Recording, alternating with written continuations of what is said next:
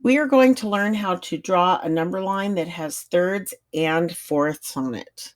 So first I'm going to draw my number line. My line has an arrow at each end because numbers go into infinity both to the left and to the right.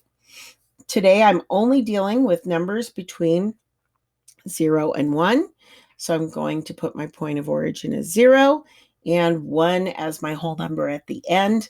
That will be where I stop because I'm only doing numbers in between 0 and 1. So first we're going to do fourths. So 4 is an even number, so I know that I can divide this in half to help me get to 4 equal parts. So I'm going to go to the middle and draw a tick mark.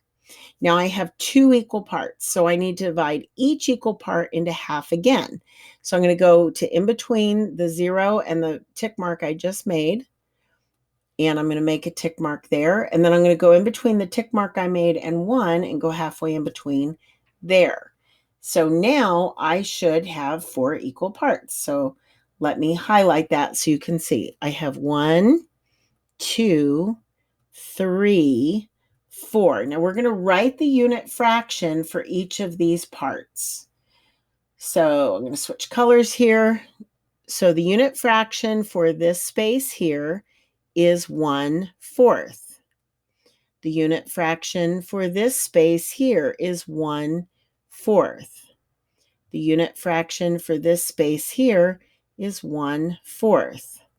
The unit fraction for this space here is 1/4. Okay, now I'm going to number my number line. So I'm going to pick yet another color, and my number line has 4 equal parts, so I know my denominator is 4. I'm going to put 1 under the 0 because 0 has its own fraction. I'm going to put 1 here, 1 here. It gets a denominator 4 under every single tick mark. Okay, and now I just number them off. Here I have 0 parts, so 0/4 equals 0. Here I have 1/4, so I have 1/4. Now I've got 2/4, so 2/4 ends here. 3/4 ends here, and then this is 4/4, and 4/4 is the same as 1. Let's do a number line for thirds. Thirds is a little trickier because you don't get to neatly divide things in half, quite like you do with halves, fourths, and eighths. Okay, so here's my number line. I'm going to make a tick mark for 0, and I'm going to make a tick mark for 1.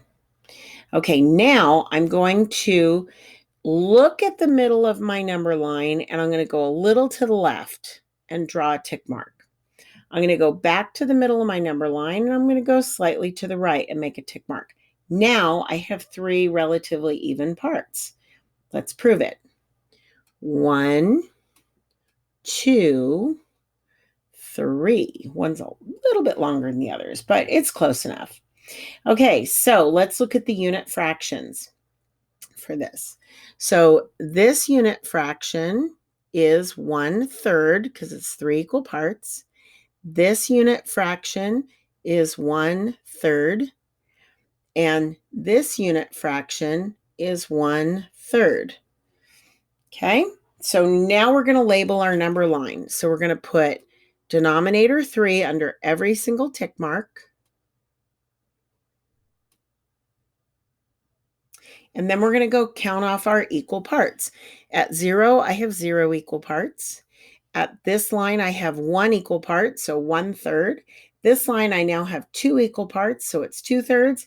And at the last tick mark, I have 3 equal parts, which is 3/3. 3/3 equals 1.